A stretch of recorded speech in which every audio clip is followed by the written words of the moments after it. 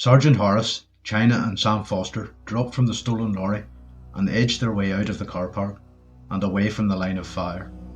The newcomers were at a disadvantage, for they had seen for a moment the flickering pinpoints of fire when China opened up on them, but they had been too far away to be sure from which part of the car park the firing came.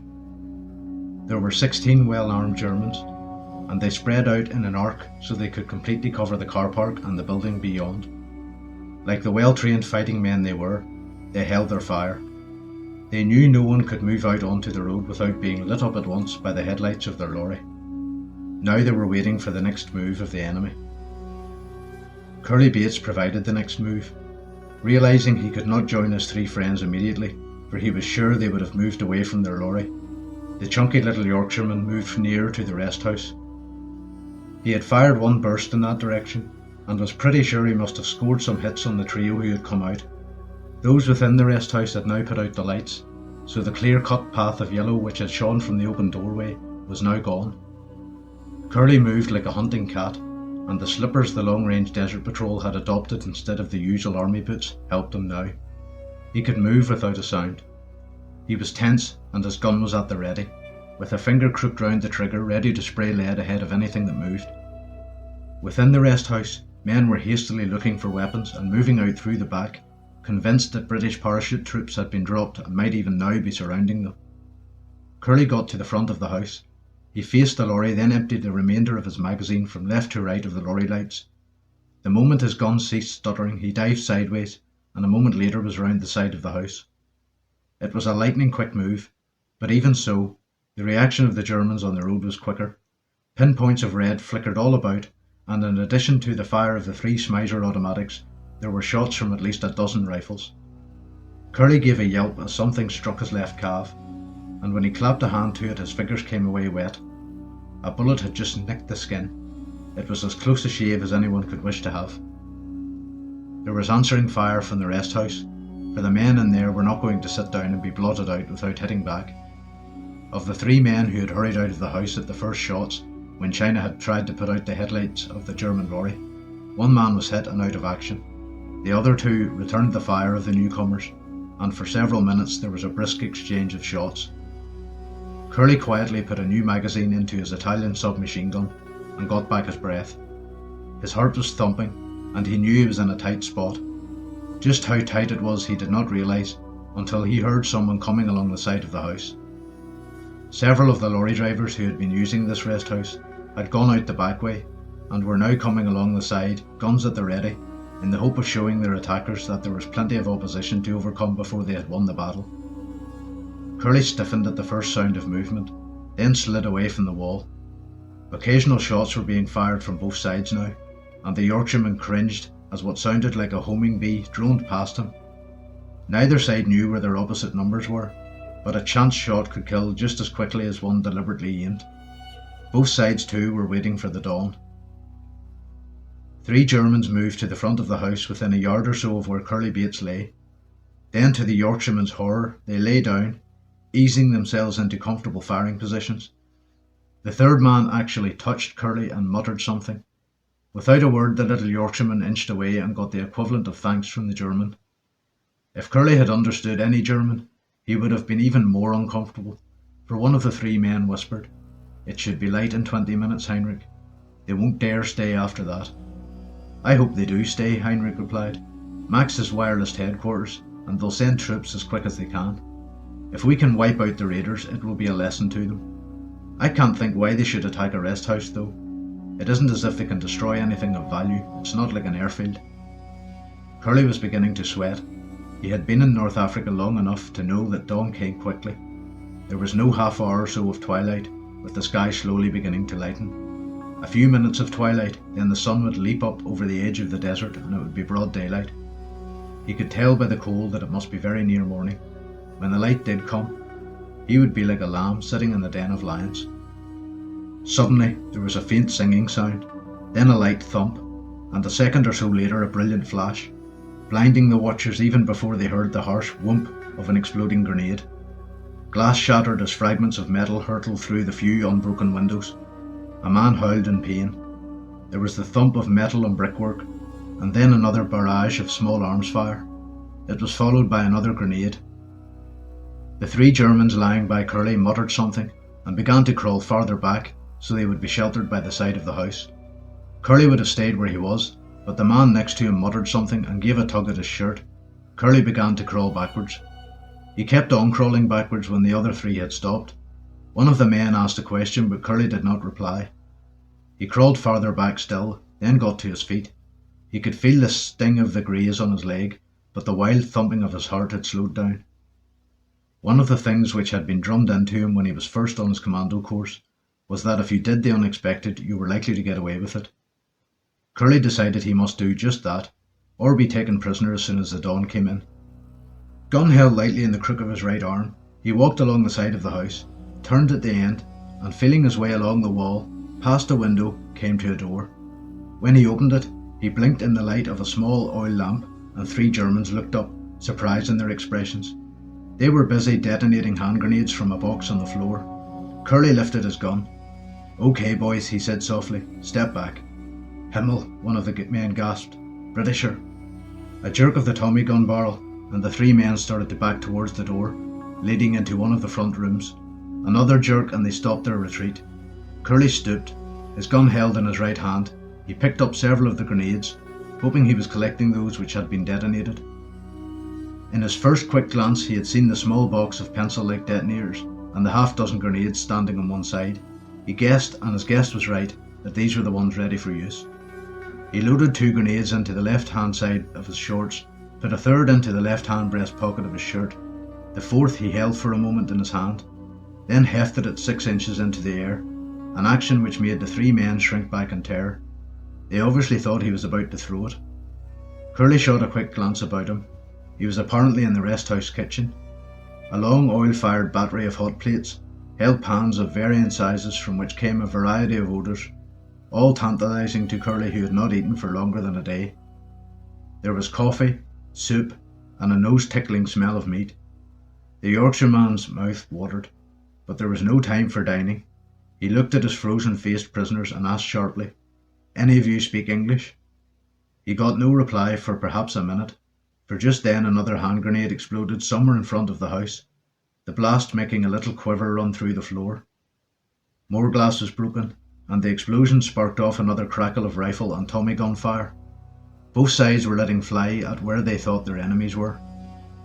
The gunfire tailed off, and one of the 3 Germans said, Yeah, Tommy, I speak English." "Okay, well listen to me. One of you get me some food.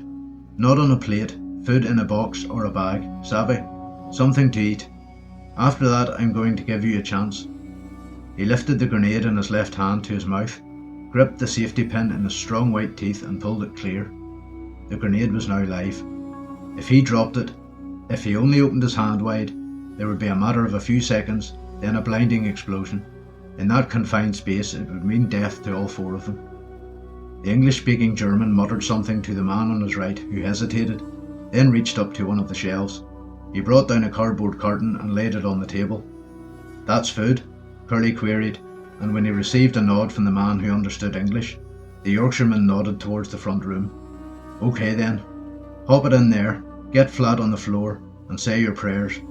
Go on, beat it." He jerked the muzzle of his gun, and the 3 men needed no second invitation. They struggled to get away from Curly, and once in the other room flung themselves down, each man seeking a corner for his head and covering himself as best as he could with whatever was handy. There was a grin on Curly's face as he watched 2 of the Germans struggle for possession of a table. Then he lobbed a grenade past them, through the smashed window and out into the open at the front of the house. He slammed the middle door, then turned, picked up the cardboard curtain and hurried out. The rest house had been built in the shelter of rising ground, so that it got all the sea breezes and was sheltered from the hot sand-filled desert winds. Curly was climbing before he had gone 20 yards and finding it hard work. By the time he had climbed some 60 feet up, he was panting and stopped for a breather. Dawn was on its way. He could see the Mediterranean as a pale sheet, and he could just pick out the shape of the rest house and the vehicle park beyond. "Morning, he grunted. "I'd better give them something to occupy their minds, else they'll start putting 2 and 2 together and counting up to 6. I don't want them chasing me now." Laying down his box and his gun, he took out the grenade he carried in his shirt pocket and felt at it. He would have been more sure of himself if he had known what time fuse was in it. However, he had to take a chance on that. Pulling out the safety pin, he swung his arm back, then bowled the grenade in the same way a cricketer bowls a ball. The only difference was that the grenade was much heavier than a cricket ball, and Curly aimed it high into the air. He wanted it to clear the roof of the rest house. The moment the grenade had left his hand, he grabbed his box and his Tommy gun and started climbing again. The sky was paling far too quickly now for his peace of mind. Once the Germans realised they had been shooting at their own countrymen, they would more than likely organise a pursuit. Especially if the trio Curly had surprised in the kitchen told them that one man had got away with a box of foodstuffs. That would give them a clue, and they would realise that they had not been dealing with a pucker raiding party, but probably with escaped prisoners of war, or remnants of the party who had raided their airfield the night before. Curly heard his grenade explode, but 100 feet above the car park the explosion sounded almost insignificant. He did not trouble to look around. If he had, he would have seen that, a few moments later, one of the staff cars in the park began to throw off black oily smoke, and then tongues of flames were licking up into the clear air. Panting heavily, the Yorkshireman went on climbing, looking up every dozen feet or so in the hope of seeing the top. He had to climb nearly 300 feet before he felt the wind blowing on him from the desert, and blinked at the first golden light of the rising sun. His heart was thumping so wildly that he had had to sit down. He dropped his box and the Tommy gun and knelt there for perhaps a minute, head drooping, his breathing harsh and laboured. "And I've left me blinking jerry can down there," he groaned, when he finally half turned and seated himself with his back to the desert, his face to the sea. Then, and not till then, did he realise how lucky he had been with the last grenade he threw. Down below there was a flurry of activity. The Germans had now realised what they had been doing for the past 50 minutes, and it was Curly's grenade which brought the fact to light.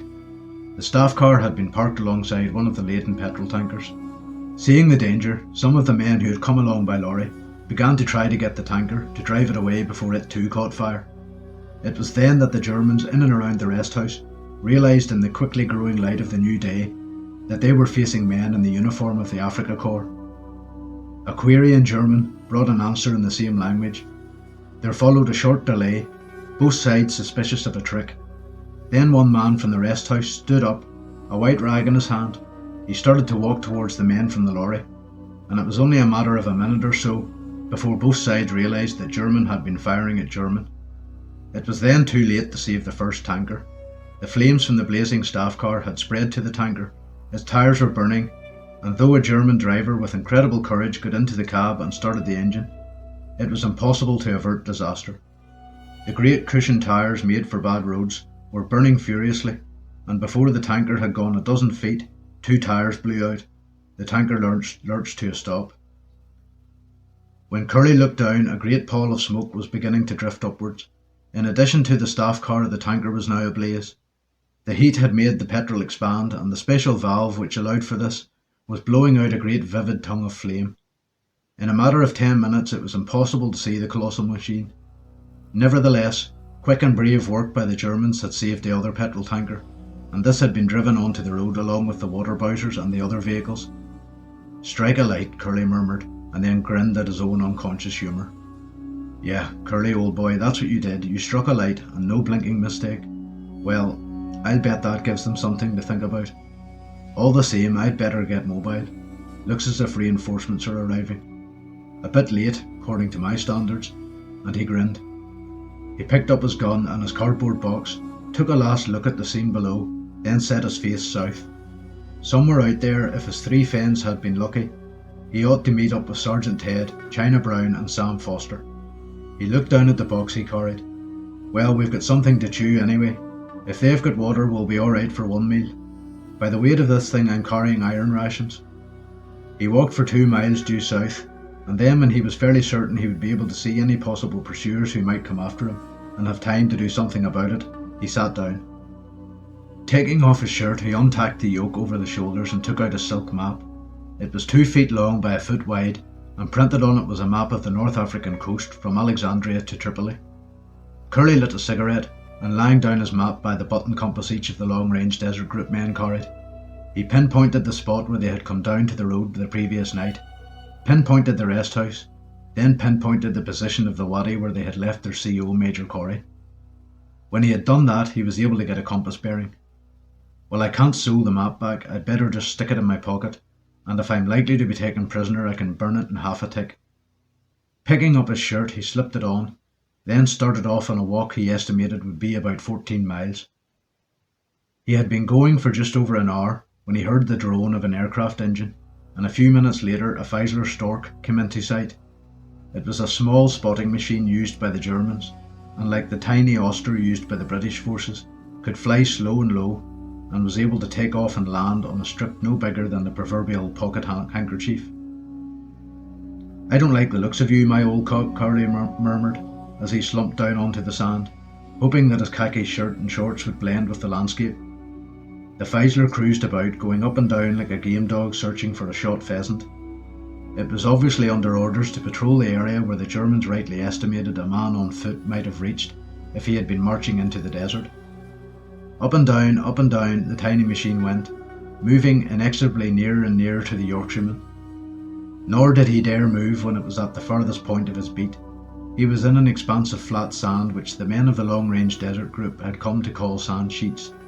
They were so flat that even a man could be seen for miles. Curly took the opportunity to fit a full magazine to his gun. "You just come low enough over me, pal," he whispered as the Feisler came back on a run, which was almost certain to take it near enough to the Britisher for him to be spotted. "Come within range, that's all I'm asking, then see what happens." The tiny machine droned near, and now its pilot was literally hugging the desert, flying at less than 100 feet. Curly turned over. He could not hide the box of food, though being cardboard and with very little printing on it, the carton ought to blend in with the colour of the desert. He could not hide himself anymore. He had the safety catch off his Italian Tommy gun and was praying for a chance to blast off a magazine at the searchers. The Feisler came bumbling on. It was 200 yards away, 150. Curly's finger took the first pressure on the trigger. Gently he turned over onto his back. From that position he ought to be able to get a first-class crack at the plane as it flew over. 100 yards, and then quite suddenly the Feisler heeled. Curly gasped, thinking something had gone wrong and that the tiny machine was going to crash. Instead it banked steeply and turned away. The moment it was on an even keel it began to climb and circle. It circled over the Yorkshireman, and he knew that it had been seen. "And now you're telling the boys back at base where I am, and telling them to send a truck for me, aren't you?" he muttered disgustedly. He stroked his unshaven chin for a moment, then bent and picked up his box. "All right, buddy, you know where I am. Well, I'm just going to keep on walking. You can't keep up there all day, but I can keep patting the hoof." He checked his course by his tiny compass, then took a quick look around, just in case the German truck was in sight. But the horizon was completely clear. Curly reckoned he could see close on 7 miles, and 7 miles could be a very long way for a truck, for on those sand sheets there could be stretches of sand so soft that a lorry bogged down. For 10 minutes the dour Yorkshireman plodded on course, and then he lifted his head at a change in the engine note of the Feisler. To his amazement, the tiny plane was coming down. It touched the sand about 100 yards ahead of Curly. 2 men jumped out almost as soon as the tiny propeller ceased revolving. They were both armed. One seemed to be carrying a rifle, the other had a revolver. There was no doubt what they had in mind. Afraid they might run out of petrol, they decided not to wait for a truck to come along, but would capture this Britisher on foot. Curly dropped his heavy box, slid down to the sand, and whipping out the silk map he crumpled it into a tiny ball and buried it in the sand. Then he lay down behind the box of rations, cocked his gun and waited. "Just come a little bit near," Curly coaxed. "I've learnt something about this IT Tommy gun. It doesn't shoot very straight, and I've only got one more magazine." "Oh, that's the game, is it?" The man with the rifle had flopped to the sand, and taking careful aim had kicked up a puff of yellow dust within a foot of Curly's right elbow. A second shot kicked up a puff of dust a foot away from his left elbow. This bloke can shoot," Curly muttered, and closing his left eye, he aimed a short burst at the 2 prone figures. To his disgust, there was a splatter of dust puffs about 20 yards short of the target, and well to the left. The German with the rifle fired again, and this time Curly's parapet protection saved his life. The bullet went smack into the centre of the cardboard box with a tongue, which pushed the box back until it struck Curly's shoulder. In desperation he fired another burst, raising his sights to counteract the peculiarities of the unfamiliar Italian weapon. There were no puffs of dust this time, for the bullets had gone over the Germans. Another bullet hit the box, and this time actually bulged the cardboard. But for the tins of bully beef 3 deep in that box, Curly Bates would either have been dead or seriously wounded. He lifted his Tommy gun above his head as a sign of surrender and got to his feet.